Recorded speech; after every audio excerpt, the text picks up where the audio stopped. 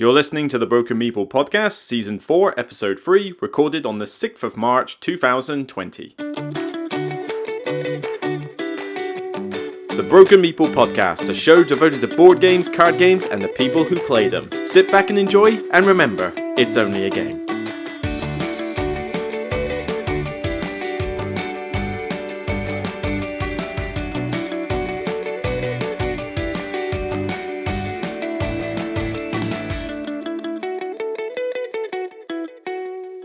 Hello everyone, welcome to episode 3 of the Broken Meeple podcast. I have 99.9% recovered from the tonsillitis problem I had back in February. That's why there wasn't an episode back then.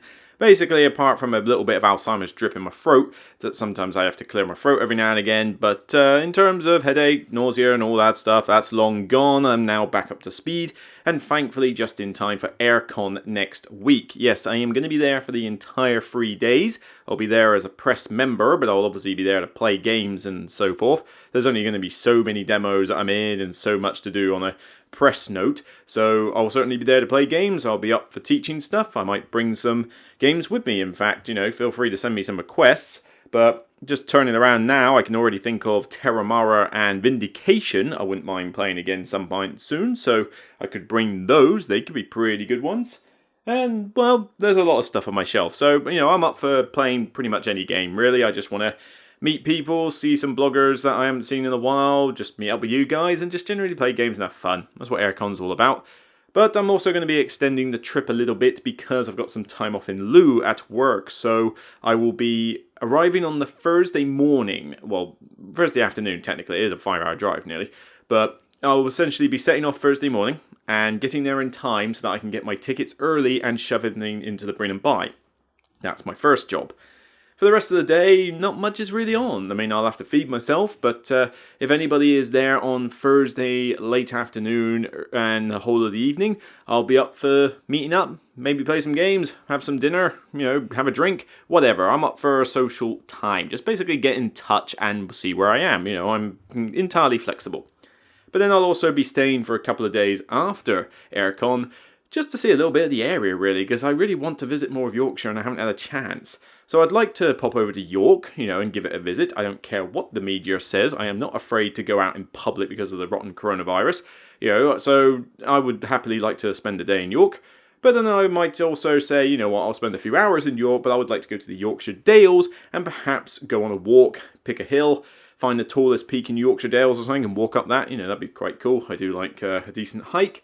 So yeah, I'll return on the Tuesday instead and then back to work. So yeah, I'm kind of looking forward to having a bit of a break, considering January and February was somewhat busy. And of course, there's more holidays on the way. I've got the Shake, Battle and Roll convention, or what used to be called StabCon South, later this month. I've got 2 weeks off in April to do Diddly Squat. And then obviously we've got the Expo in May. And it's made even better this year because one of my huge clients I had to deal with at work, I no longer have to deal with anymore. They've now given it to someone else, so I handle one big client, they handle the other. Brilliant. Frees up my May, means I'm not going up to the Midlands for an audit for 2 weeks. It means I'm not doing a whole month of prep and post-audit stuff. And it also means I don't have to dice with death and do weekend hours in order to get time off in order to go to the UK Games Expo. So fantastic. Anything to make my job just a bit more bearable. So while I'm at AirCon, just get in touch. I'm looking forward to it, and I'll hopefully see some of you guys there. If this is your first time to AirCon, then, just go on, have fun, and invite yourself into games. People are friendly, people are willing to teach games, people are willing to invite others into games. The library's got some good stuff in there. There'll be some group activities. Just generally mingle and have fun. That's the best tip I can advise for you, although I don't expect to be eating healthy while you're at the convention. So if you're like me and a bit of a health freak, you might have to pop off a little bit at lunchtime or dinner time in order to get a healthier meal, because I guarantee you aren't going to get much in the way of healthy food out back, or certainly from the tuck shop in there. But that's a small thing. And also, don't forget to have your tea and coffee there, because they do have plenty of that, and thankfully in decaf form, because I've gone caffeine-free recently. Well, near caffeine-free. I'm allowed decaf, green tea, and black tea and coffee, as long as it's got the word decaf in front of it, I'm fine. But I mainly drink herbal teas anyway, so it's not that big a deal. But, I just figured I needed to cut the caffeine down at work. And it does mean that I've struggled to get my energy levels back up because obviously I was fueled on caffeine, and I need to whittle it out of my system. I need to go a long period without it, get my energy used to not having caffeine fueling the system, and also get to bed earlier. That would be nice. So in terms of the channel, what's coming? Well, there's not a huge amount coming because, well, it's still the barren months, although we're getting into April, so March and April things will start to pick up a bit. But I've got Alubari, a nice cup of tea on the way to get reviewed, and also something called Oriflame. I'm not sure. I know very little about this, but my contact said, oh, you want to look at this one as well? We've had it for about a year. It's pretty cool. And it's like, oh, okay, whatever. I'll give it a try. So that and Alibari is on the play pile soon. But then I've also got some stuff coming out soon. Hopefully you've checked out my recent 2 top 10s. I told you I would do them in a row, so I kept my promise on that. And I've got a lot of ideas for future top 10s that I'm running by the Patreons at the moment. I think the next couple are going to be top 10 medium weight games. And probably the next one, or maybe the one before that, will be top 10 essential games. Yes, I will actually do a top 10 essential games and try and not to infuriate too many people by determining what I consider essential. But, obviously it's subjective anyway. In terms of reviews, you've got 3 to look forward to in the near future. You have got first Coloma, the new game from Johnny Pack. You've also got The Crew, the little new game that seems to be taking a bit of buzz at the moment from Cosmos Games. Is this going to give me the same infuriating experience as The Mind, or is this going to give me something a little bit different and a bit more entertaining? We'll see. And then, of course, the big one. Oh, blimey, I've had to do reshoots on this because I wasn't satisfied with some of my explanations, because there's a lot to talk about and a lot to cover, and there is no way that this video is going to be 15 minutes. You may have to accept this one's going to be a long one because it's on Mars. Yes, I'm going to be tackling that one, and it's going to be a doozy. It's going to be a long time to edit that one, but the other 2 will probably come first because, well, they're already edited and ready to upload, so Patreons get first dibs, and then you guys will get to see them after.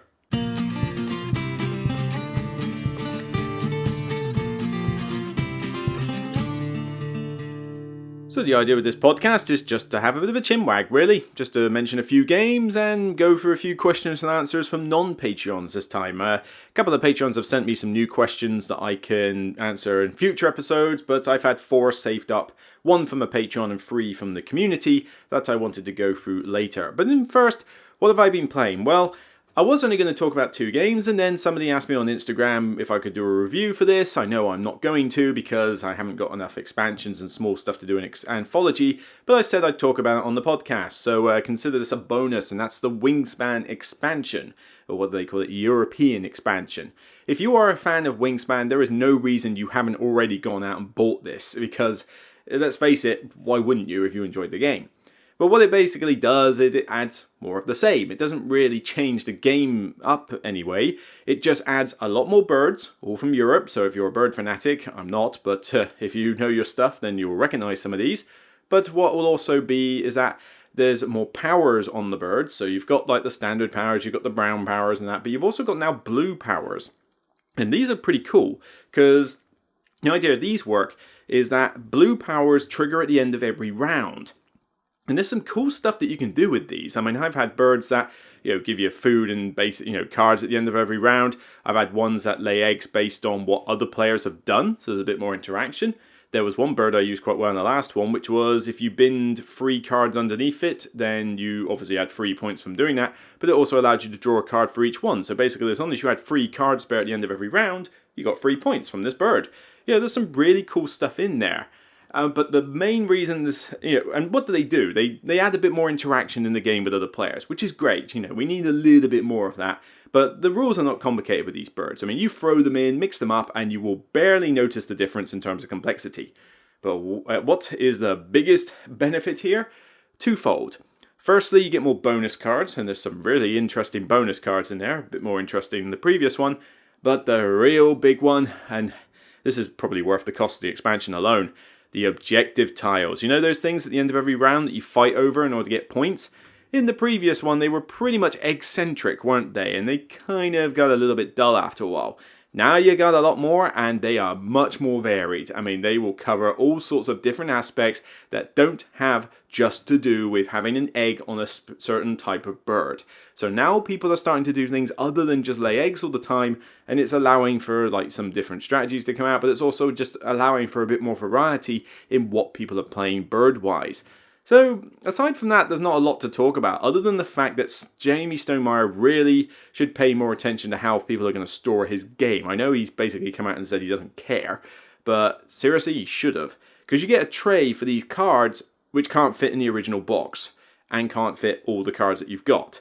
So, you have no way to store the expansion other than to basically ditch one of the trays and then bag up some of the cards, which I've done. You know, some fit in the original tray and some I've bagged up, and put the pieces in that box. That's it. You literally have to ditch the expansion box and go from there, because there's not much point keeping the expansion box. God knows what's going to happen when they do the Oriental one, or whatever is coming next. You know, those birds. I don't know. I'm going to fit it all in the box, and I'm going to have some random expansion box. Bit annoying.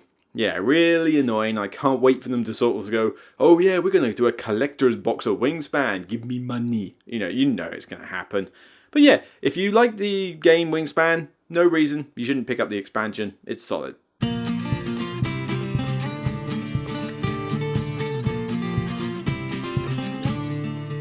Next game I want to talk about is way out of my comfort zone. In fact, probably way more out of my comfort zone than most games, and certainly the next one even, and that is Tokyo Metro. This game was a weird one, to say the least. I mean, my friend brought it out and was saying this is you're connecting up stations, and you're letting trains go by, and you're buying shares in order to get the most money. And I thought, oh god, this is another one of those 18xx rubbish games again. But I was running out of ideas as to who to play games with at the club night. I felt sorry for him and my other friend that there was only two of them, and I thought, oh, they're not going to play the game that they really want to play if there's only two of them. So me and someone else sort of went, Come on, show me. You know, I'm up for new stuff. You know, show me this game. So he gets this game out, and it basically comes on a cloth mat. There seems to be one of these things about this, you know, some of these games where they're done on cloth mats now. And it's, okay, what, to make your game machine washable? I don't know. I mean, they look okay, but what's wrong with a board? You know, a decent board. But either way, lays out this cloth mat, bunch of cards, bunch of really sort of basic abstracted artwork cards with spaces on them. I mean, this is not a game to be a looker, that's certain. I mean, the most nice looking thing on there is probably the cloth mat itself with the Tokyo Metro system coloured lines on it and some pillars for the trains. That's about it. Everything else kind of looks a bit bland, really. But what do you expect? It's a train game with shares in it. But this is not a game where you are doing the 18xx thing of buying companies and watching them go bust and watching them go up and down, up and down, up and down. Now, this one's a bit more simplified. Simplified from that, but I would call this kind of like a complex airlines Europe. You're getting shares, but it's mainly just so that you have a split of what it's worth at the end of the game. In terms of the value of the company, that will always go up, because it's based on, you know, the train going past the stations, and depending who owns the station, the company gets certain worth, etc. So the value never goes down. But at the end of the game, if someone has speculated on your train, then the value, they'll get some money before you get the value, and it can be an annoying way of having your train line crippled. But I'm kind of on the fence on that one. But like I say, I played it. I had a squeaked out a win by about 500 quid over my rival. And I must admit, I didn't expect the standings to be like that, because I thought I was going to come last, or third at best. So to actually win it shows that I have a lot to learn on this game. But I thought I was going to hate this game when I walked into it. My expectations were low. I actually came away liking it. Not like, oh yeah, love it, or I want to definitely play it again sometime, but it's more kind of like on that rating of 6, probably a 7 even, where I'm like, you know what, I don't need to keep this game. I'm not going to say, oh, bring Tokyo Metro next week, but then if they bring it along and it's an option, I'll be like, yeah, I'll play it. I'm up for that. It actually was fairly entertaining. You know, the whole share thing, I mean, I don't really care about like shares and putting value into your train lines and that. That wasn't really what I was enjoying. What I enjoyed was you have a guy on the map who cycles around the place so that you can reach the stations in order to build there. which is different from where the train lines are. On top of that, the trains, once they start, go back and forth along their lines, and you can up the speed of them. And as they go over the stations, you get certain liquid money, like liquidity money, stuff you can spend, or you get some value in the company, depending on whether you own a share or not. But I really liked the idea that the cards that came out were worker placement spots. Different actions, quite a lot of different actions, very simple actions, apart from one or two, and they were variable each round. They were different in terms of how efficient they were, and you couldn't always guarantee you got a spot that was efficient in a particular round, and I just found it really good. The idea that every round the spaces were going to be different, and I have to have some other thought about worker placement tension, and there was. You start off with 3 discs, you can get up to 6. I tried to get that quite early. It helped, but, you could have survived with less if you were just efficient with what you did. Obviously, you got to take the time to go get those discs, and it costs money, which is very, very, very tight in this game. So, yeah, I was alright with it, actually. I would happily play this again. I'd like to try it again. It was a bit slow. We were playing a bit slow that day, and obviously there's 2 of us that were new. They hadn't played it in a while. I would like it to be a bit shorter for what it is, but I enjoyed the idea that, you grab a bike, you cycle around, get to a station, and as the train goes by, you can hitch a ride to get across to the other side of the map to build stations elsewhere. I thought that was really cool. Why you can turn a bike into a free station, I have no idea. Theme is not exactly a strong point with this game. But I actually, like I say, I'm surprised. I was very surprised that I came away with a smile on my face. Not just from winning, but, I meant for actually enjoying the game. And if they want to bring it out, I'll be happy to try it again. Tokyo Metro.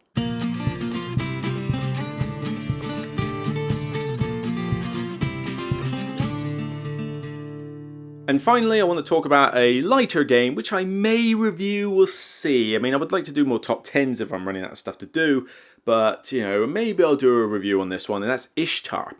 Ishtar is a Bruno Cathala game that came out, I think last year, sort of mid last year, and it's flown under the radar. Not a lot of people know of it, not many people have gone out and grabbed it or played it, and some people have written it off as just, oh, it's another game, but I actually got a bit more enjoyment out of this one. At the moment, I'm thinking it's kind of on a 7-8 level. It's a decent game. It is Bruno Cathala after all. It is his shtick to make good, fun games. But Ishtar is essentially pretty much an abstract game where you are building these gardens on a map, on a desert landscape, something like Takenoko style in a sense, putting tiles down. And what you're doing with these tiles is that you're trying to build flower beds, and the flower beds can score your points if you control them. But they spread out from these fountains, and you've got a little rondelle system to say whether you can take a certain tile or not, so it's kind of like the polyomino thing, which I do like in games, but not like Tetris style pieces. These ones are a bit more weirdly shaped. It's more like sets of 3, so triangle or straights, that kind of thing. And they're like curved, whatever, I can't really describe it, you'd have to look at the board. But with this one, I found it quite charming. It's just a charming little game because you score points for having your guy on flower beds. You score points for controlling the most flower spaces by a fountain. The fountains score differently based on rarity. And as you put the tiles down, you get gems. You can use these to unlock skills on your board. Some of them get you points at the end of the game for various things. Some are just called bonuses. You also can use these gems to plant trees in the garden on spare spaces. And you've got these tiny little wooden tree-like pieces that don't do anything apart from just fill up the space and say there's a tree there, but obviously you can't put something on top of a tree space, but it just makes it look very nice at the end. This yellow board suddenly becomes like full of green and bits of yellow and these little green trees all over the place with a bit of desert still left over because you've got restrictions on where you can put the tiles, and by the time you get to the mid game and later you really start running out of room in certain places. Like, oh, I really want to go there but I can't because I can't connect 2 gardens to the same fountain. It gets a little bit tense with the choice of tiles. It gets a bit tense with where you're going to put stuff, and obviously people are fighting for control over fountains, but it's not a mean game. You can wrestle control away from someone, but it's not directly mean. But the game is just very simple and flows smoothly. The only time the game kind of grinds its gears a little bit is in the scoring phase, where there's quite a few things to score and you've got to count up things. Some people have written it off as kind of fiddly. The girls at the game shelf did that, And I thought, it's not that fiddly. I mean, you got to count up a few things, and you could maybe trust people to count up their own flower beds. But yeah, I would admit, if you're going to say that any part of this game is a bit more fiddly than others, it's the scoring, but we are not talking like Walking in Provence type fiddly scoring. We're just talking adding up a few flower beds, checking the fountains, and seeing what skills you got. It takes a little bit of time, but not too much time. But the game was just very nice, very pleasant, almost kind of zen-like in a sense, not quite as zen-like as Tokaido, Takenoko and all that lot, but I just found it pleasant. It was nice, it was simple, it took me barely any time to explain the game, the rules are dead simple. Once you know the restrictions for placing tiles, you are pretty much there. The skill iconography is easy, I mean, you could figure out some of it already. Failing that, you've got a reference aid. It's just well produced, it's by Yellow Games, so you know that they do good looking production, and I found it nice. I suppose I can't call it a great game, but I'm not going to call it meh either. I think this is a good, abstract, family weight game, and I think we need more of these. I'm getting sick and tired of everybody going on about only the heavy stuff. Light games are good fun, and I enjoyed this. If there is any main flaw I have with the game, it's mainly that it's one of those games where, you remember my list I did recently about multiplayer games that are best with 2? I'm not necessarily saying this one's best with 2, but as you go through the number of players, the chaos factor ramps up a little bit because you don't know where the rondelle piece is going to end up by the time it gets to your turn, so you're kind of unable to really plan your turn out until you know what tile you're going to take. So this could have maybe fit on my best multiplayer games with 2 players list in order to say, well, it's good with 3, it's okay with 4, but probably best at 2, and I would not be surprised if that turns out to be the case after more plays. But I want to try again with 2 players and sometimes with 3 players. Maybe I'll do a review of this, I don't know. You'll have to let me know if you want a review of Ishtar, because I need to be obviously mindful of how many views it's likely to get by now. I mean, the last few videos I've done says it all. Wavelengths barely had like 600 views. The one before that, what was the one before Wavelength? Awkward Guess, I think that's only just got to 1100, and that's after a while. But the 2 top 10s I've done, one's already past 7,000, the other one's already past 3,500. I mean, it just says it all, really. The top 10s get the views. I mean, imagine what my channel would be like if it was nothing but top 10s, like Watch Mojo. I have to admit, not something I'm planning to do. I got to do reviews, but it certainly does mean that doing reviews and top 10s is pretty much the way this channel, I think, it's got to go at this rate, because I just can't fit in any other content that's likely to keep the channel running. But you enjoy the top 10 lists, so I'll continue to do them. They're just a bit of a mammoth to edit, but maybe I'll find some ways to shorten the editing time, maybe cut out 1 or 2 graphical features and that. But we'll see. We'll see what happens in the future. So that was a slight tangent, but Ishtar. Pretty nice, charming, abstract game from Yellow, family weight. Check it out.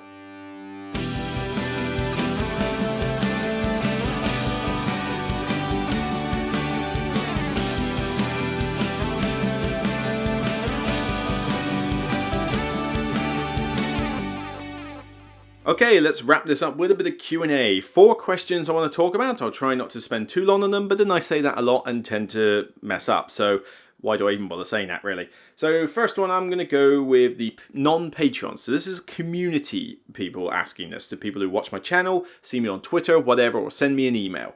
And this is 8-Bit Meeple, who has said, which future board game app release are you looking most forward to, given that you like this so much? Yes, I have to admit, I do like these board game apps when they're integrated into games. I like several apps that I play on the tablet and app, but mostly I tend to play them on travel. I don't tend to sit at home and just go, oh, I fancy playing Through the Ages for a bit. Beep, beep, beep, beep, boop, boop, boop, like on my tablet. It's usually a travel thing. I'm sitting in an airport lounge, I'm on the plane, I'm, in a train or something, then I take the tablet with me. Maybe sometimes when I go to conventions and I need something to do at night, but that doesn't tend to happen as often.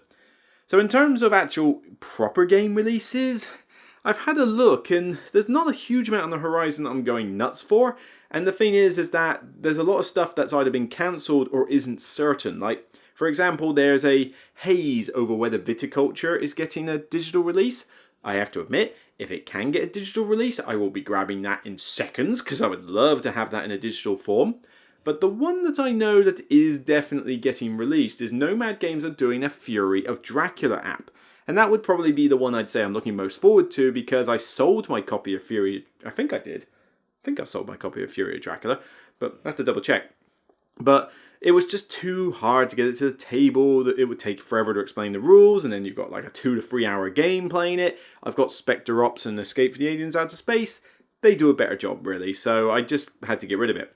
So to have it on an app where AI or online players could play it, and you could maybe do like a play by turn or whatever, stuff like that. I'm intrigued to see where this app could go. I think this is a board game that could really benefit from a solid app integration, as long as the AI is considered to be half intelligent and that you haven't got to sit on the app for like 3 hours to play it online with other people. So yeah, kind of looking forward to this one. Nomad Games have done pretty good in the past. I think they did a Mystic Vale as well, and look how well that's turned out. So yeah, I'm keen on this. Fury of Dracula. Okay, Mr. Timothy Ball says, you like Predaporter despite thinking it will be just like work. So how does this differ from real life, and what advice do you have for other people with similar worries? Okay, so when I say that games feel a bit like work, I'm typically talking like the 18XX, the really heavy economic Euros, where they feel like I'm more doing a job than I am actual having fun in a game. And sometimes when I say feel like work, I'm more talking about the fact that I am a tax accountant. So stuff like shares and dividends and money and managing your money and stuff like that, this is what I'm more involved with as a day job. Not so much shares, but tax, and things like that. I'm an accountant, so this kind of stuff in a board game is just reminding me a bit too much of work, and I tend not to go mad for it. The other problem I have is that the themes never usually help, because you're saying this is a heavy economic game about selling oil. Yay! Who cares? It's not even an interesting subject, and you're giving me something that feels like I should be getting a check at the end of this as my paycheck. So, in terms of why Predaporter was a special case, I think a lot of that has to do with how different the theme was. Predaporter is about fashion, running a fashion company.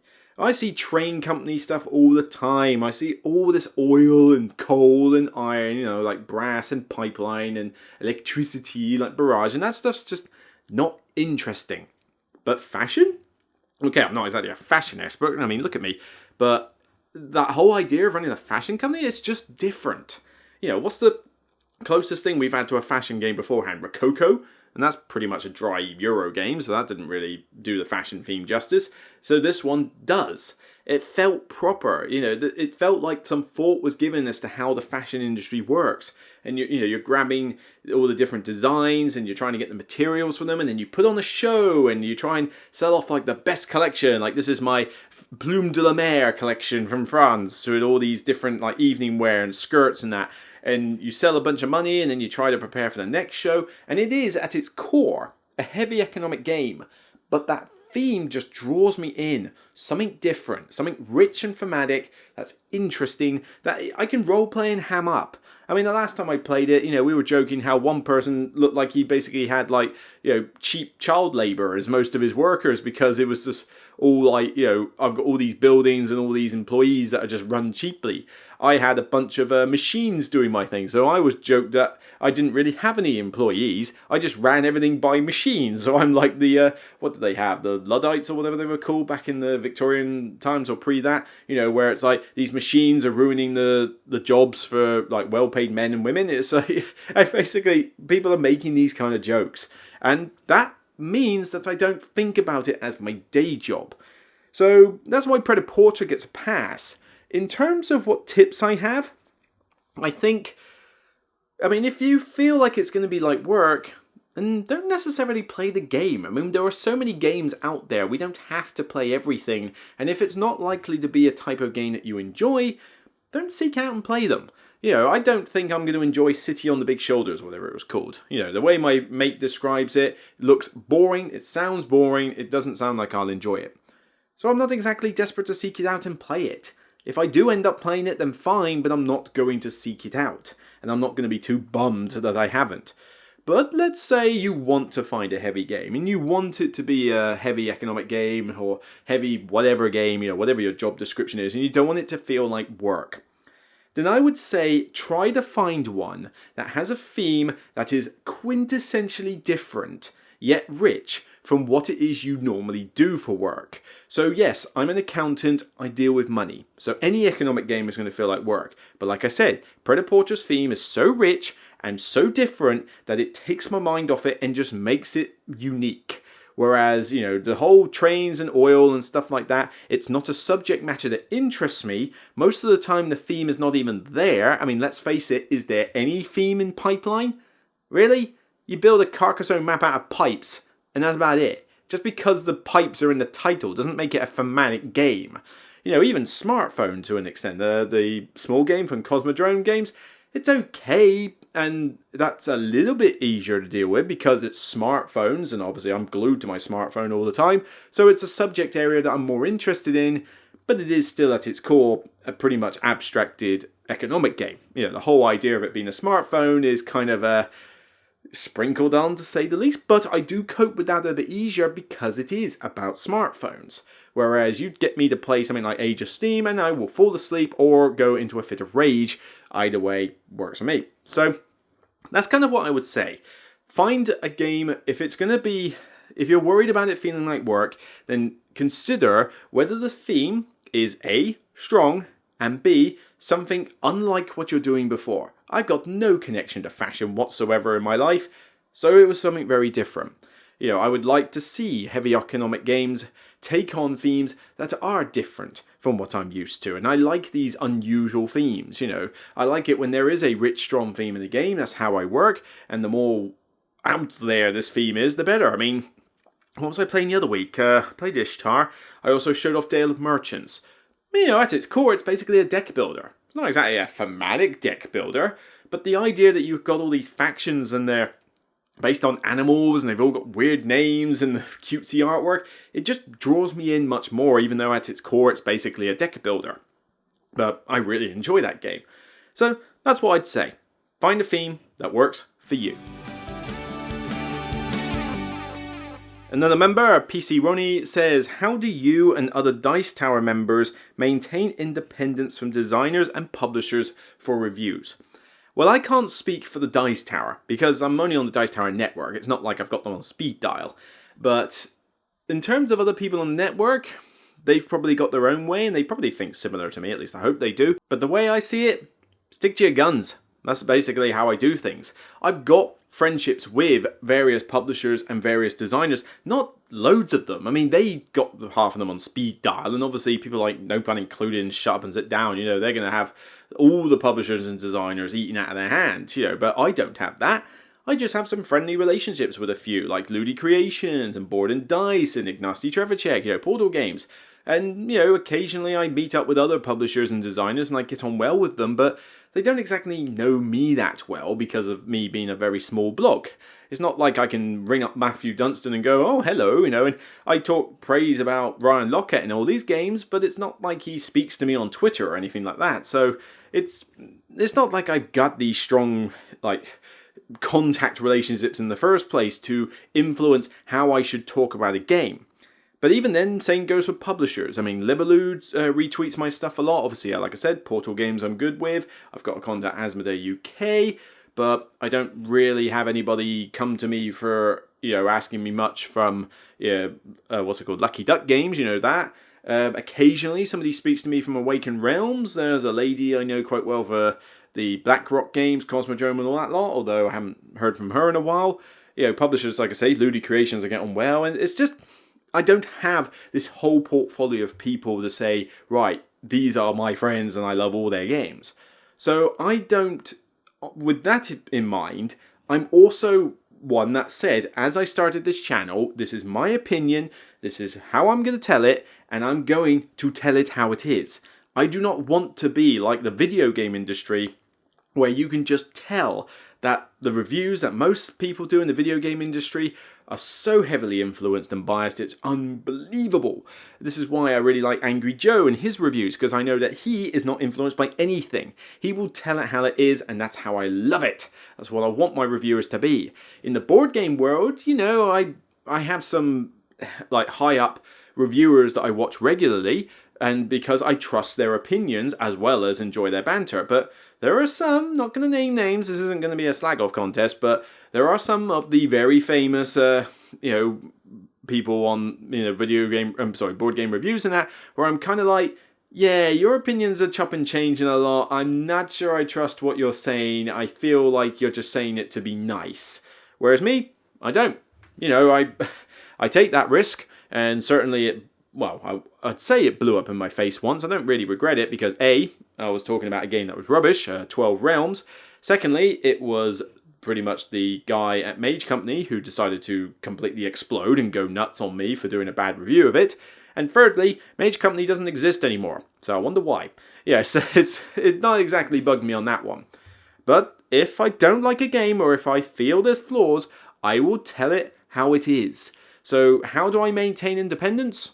I just stick to what I do. And if somebody has a problem, if I do a negative review, or if I come up with some negative points about a game and somebody says if one of them did come out and say, right, you don't know what you're talking about, this is rubbish, you shouldn't even be doing this sort of thing, then I won't be friends with them. Or I won't stay in contact with them. And that's it. It's just the way it will be. At the end of the day, I'm going to tell it how it is, and if somebody cannot take criticism, they shouldn't be doing what they do. Same goes with publishers, same goes for the designers especially. If a designer can't handle criticism, then they shouldn't be designing games. I give some praise to some designers that I don't tend to like their games much, like Alexander Pfister, for example. There's only 2 or 3 games I like from Alexander Pfister. I got Maracaibo, which is fine. I like Isle of Skye, and Oh My Goods is okay. But for the most, and I like Broom Service, although I think he co-designed that one. But I don't like, the heavier ones, like, what was it called, Mombasa. Can't stand Great Western Trail, as you know. Didn't like Blackout. Generally I don't go for his stuff. But he's very good at taking criticism. He's even been on some of my YouTube reviews, like with comments, and we've debated about why I don't like something, or what his reasons for designing something like it is, and what I thought positively and what I didn't, and that. And for a designer to come out and do that, I'm actually giving praise for that, because that's how a designer should be. They should not get upset that you don't like something they put out, because they should realize that there's other people there who adore what they put out. In which case, be happy about that. Don't suddenly come out and attack others just because they don't think quite as highly as some of the other people. But I haven't had that problem really. I mean, there have been some games where I have reviewed them negatively. I have yet to have a designer or publisher in recent times come up to me and give me flack for it. If anything, I'd probably get more gamers come up and give me flack for it, so like downvoting videos or, troll commenting every now and again that sort of goes like, you don't know what you're talking about, blah, blah, blah. It's like, hey, you can't take a bit of criticism, mate. You shouldn't be on the internet. But sadly, that's just the way things are. But no, I get the question, and I know what you mean. It's hard to find, YouTubers and in various industries who are not biased. But at the end of the day, most of my reviews are done by games I buy myself. A contact at Asmodee gets me other games, but they're a distributor from how I know them. So it's not like I'm reviewing a game that has been designed just by Asmodee. It's more that their distribution is giving me some games. That doesn't mean I have a loyalty to Asmodee to say praises about everything they give me. They've seen me report negatively on stuff they've given me. That's fine. Not every game I'm going to enjoy. And if any publisher thinks that every reviewer is going to love the game that they put out, then they are ignorant and stupid, because that is a moronic way to believe the world works. So, Asmodee might send me a bunch of games like, Alabari and Nice Cup of Tea I mentioned earlier. I'm getting that soon. I have no idea what I'm going to make out of it. I thought Snowdonia was okay. Again, it's got train systems in it. Again, I don't like trains. I know it's a bait and switch with the whole cup of tea thing, because the theme is probably tacked on a bit from the tea range.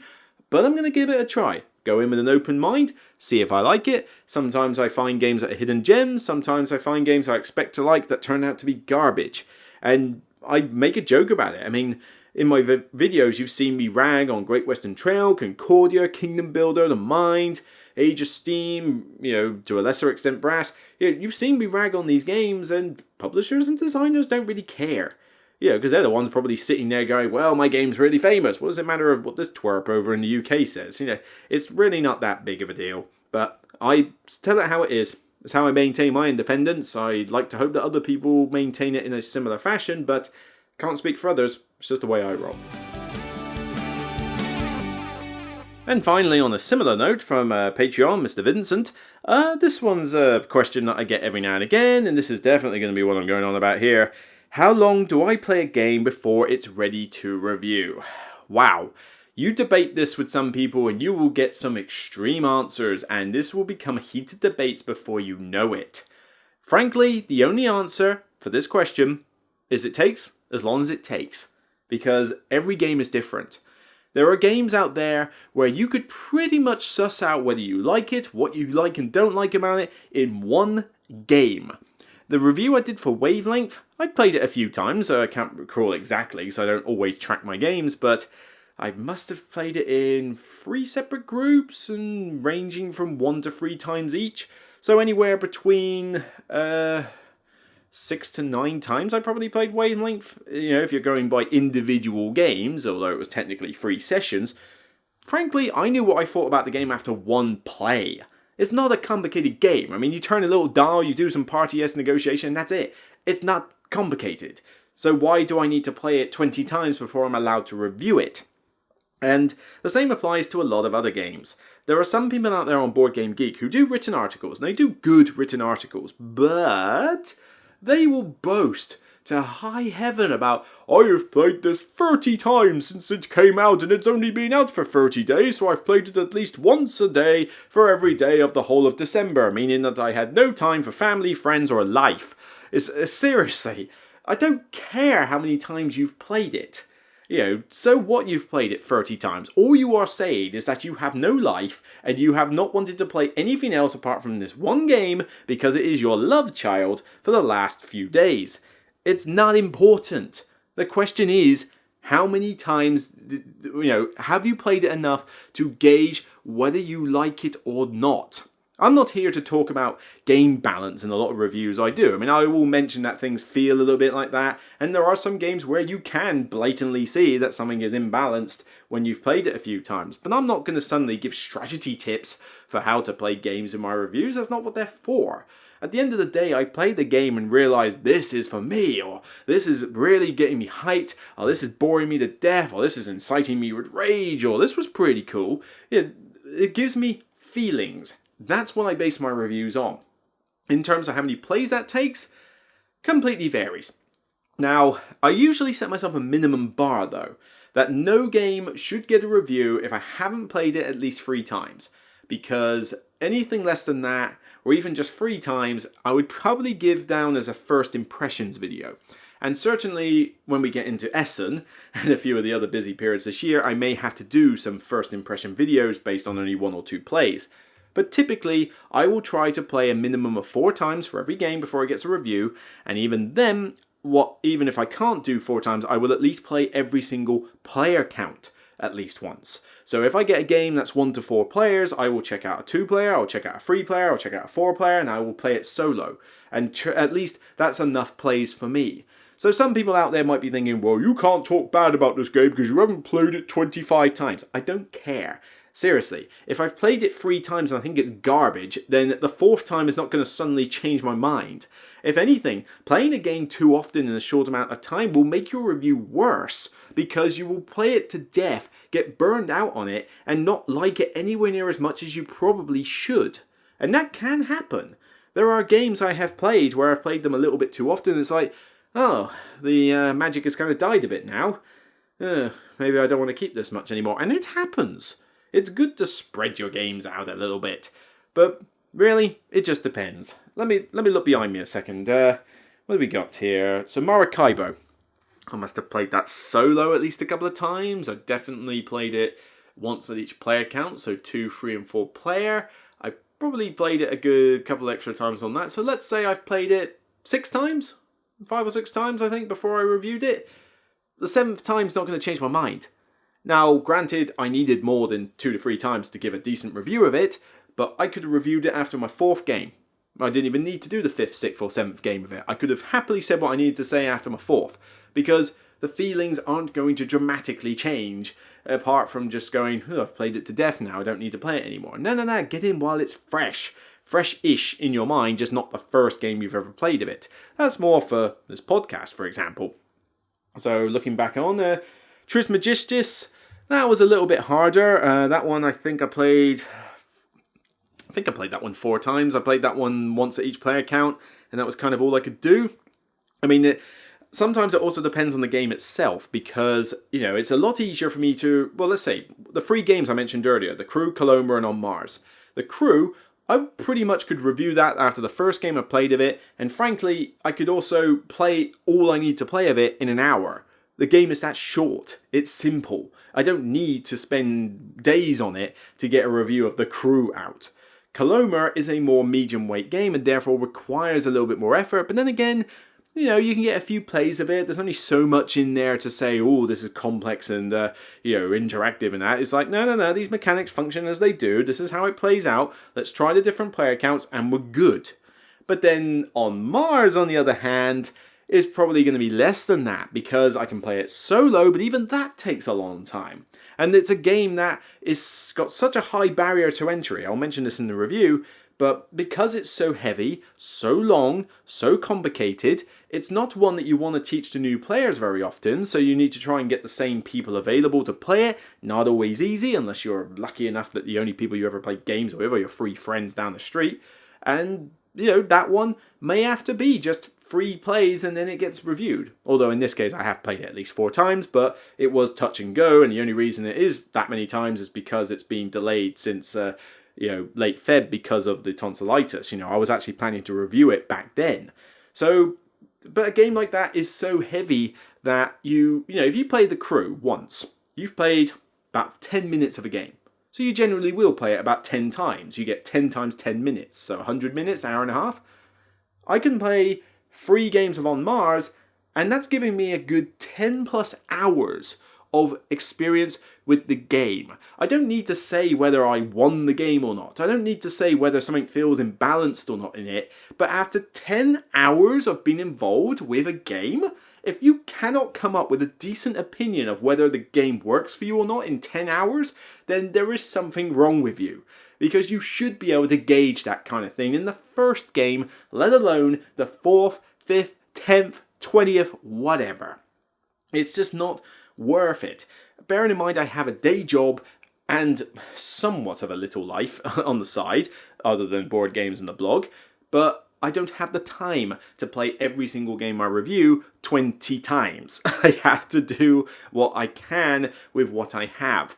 And no, that's not means I'm going to put a play counter on every review to say, oh yeah, this is how many times I've played it, because it's just irrelevant information.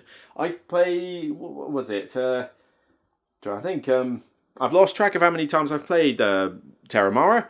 I still love it now. And in the first 2 free games I played of it, I still love it. I think it's a fantastic Euro game. My opinion is not going to drastically change right now, and certainly it did not really change that much in the first, second, or third play of it, because I enjoyed it. I knew what I liked about it. I knew what I didn't like about it, if there was any flaws. Same goes with games I don't like. I know why I don't like Great Western Trail. It doesn't matter if I play it once, 5 times. I think I've played it 5 or 6 times in my life. Obviously I didn't want to play it ever since. But, 5 times, 10 times, 20 times, doesn't matter. I will comment that, oh yeah, there's only so many paths to victory, and because that's what it feels like. No, I am not going to play it another 20 times to say, oh wait, no, there's this little intricacy here that means there's maybe another couple of paths to victory in that. Not going to matter. I still think the game's boring. I still think the game's too long. I still think that buildings are imbalanced as all get out, and I still don't get why you are deck building with ninja cows. It does not matter. Oh yeah, and discs are annoying. So it doesn't matter if I play it 20 more times, I'm still not going to like the game. So what does it matter? Oh, a little bit of a rant, but that's kind of the way it is. Sorry that question dragged on a bit long, but I get this, it infuriates me a little bit, not because I was asked this question, this is a good question, but I see this like mentioned by people on articles all the time, like, oh, you haven't played it enough, therefore you just don't understand. It's like, yeah, like you're the expert on it. None of us are experts, we're just people giving our opinions. If you can't handle that, then go away. But it's, this comes up so often, people hype on it too much. Really, bottom line, as many times as it takes.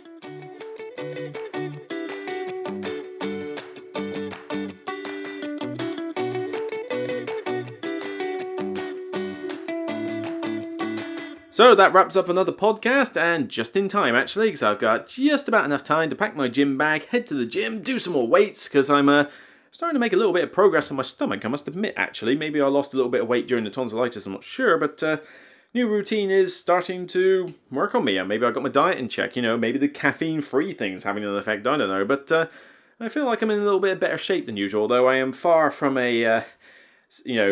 miles away from a flat stomach, and being a tower of attraction to women. Yeah, it's not really happening anyway, so look at me.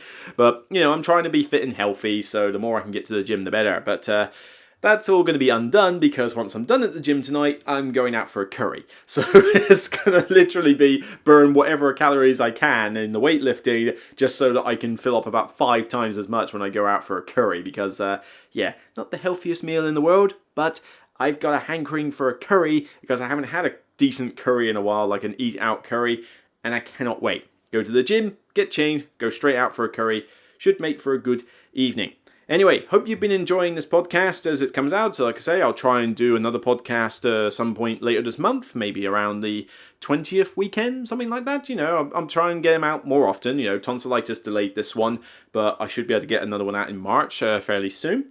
And obviously keep sending in your questions. I love answering them for the Q&A. I know people have enjoyed listening to them, me going on rants and big tangents. So by all means, send me the questions, whether you're a Patreon or not, I will answer them. It's just Patreons get first dibs as to the order. So, the only reason I was doing community ones today is because I didn't have any other Patreon ones, apart from the one I mentioned with Vincent. But I now have a bunch of Patreon questions, so I will try to answer a chunk of those in the next episode. But by all means, keep sending me what you've got. In terms of the rest of the channel, hope you've enjoyed the top 10s, hope you've enjoyed the reviews. Ring the bell, subscribe, find me on Facebook, Twitter, everything. Share the videos, share the podcast, get out on Facebook groups, do whatever you can to get this channel into the limelight. I'm trying to grow it as best as I can, and you guys help make it possible. So, I suppose, and I hope you've enjoyed some of the other random little snippets that I've put out every now and again, like, reviews of the Miyazaki movies. I'm on a bit of a crusade at the moment to watch all the Studio Ghibli films, or at least not all of them, but all the really famous ones, because I'd never watched one of them before. Yeah, I know. Sorry, guys. Sorry, anime fans. I just never got round to watching them, but now they're on UK Netflix, I decided now's the time, and I've, for the most part, enjoyed them. I wasn't a fan of Totoro, but probably not the film for me, but really liked Castle in the Sky, really liked Nausicaa Valley of the Wind. I've enjoyed Porco Rosso, I've enjoyed Kiki's Delivery Service. What was it called? Tales of Tentur or something? Or Tale from Earthsea or something like that. That was alright, but it had a really rubbish ending. And what am I watching next? I've watched Nausicaa. Oh yeah, I'm going to watch Spirited Away next. Maybe I'll watch it tonight, probably tomorrow. But yeah, I'm looking. People have been telling me if you don't watch Spirited Away, then you don't exist. Because they demand that I have to watch that. And they want me to watch it in the Japanese edit as well. Do I have to? I'm one of these people that's a fan of the English dubs, and the English dubs have been brilliant apart from Neighbor Totoro, but, I like the English dubs of these, but apparently the story falters a little bit if you don't watch the Japanese version, so I'm going to listen to my friends. They are the experts, not me. I'm going to take their word for it. So, hope you've enjoyed my little write-ups on those as well. Stuff for the channel in the future. I am looking to see if I can do some stuff on my mobile phone. I'm even upgrading it with the Samsung program to the S20 Plus at some point soon. But I've got a lavalier mic that I can connect up to the phone, and in doing so it means that I could hold the phone in the gimbal, or in the case of the S20 Plus it's got, steady hand mode or something, which means I might not even need to use a gimbal, which would be interesting because it would be a lot easier to set up.